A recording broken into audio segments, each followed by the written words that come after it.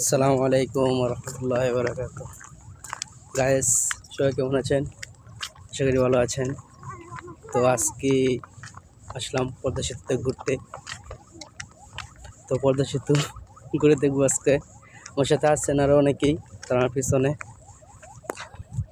হুজুর, জনগণের উদ্দেশ্যে কিছু বলেন। আচ্ছা, যাই হোক গাইস, দেখা হচ্ছে সেতুর পারে। গাইস, অবশেষে আইসা বললাম পদ্মা নদীতে। এই পদ্মা নদীর পানি একবারে সুস্বাদু পানি।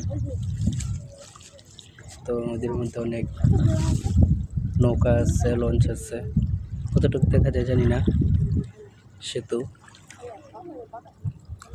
এখান থেকে শুরু, সেতু একেবারে ঢাকা পর্যন্ত।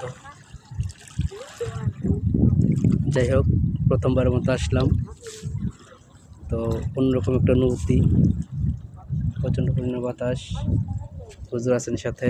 হুজুর, একটু এদিকে তাকান, কিছু বলেন। জি, মাশাআল্লাহ, আসলে এখানে দৃশ্যটা এত সুন্দর। আমারও প্রথম আসা, আর এই প্রথম আসাতে এত আনন্দ, এটা বলার বাহিরে।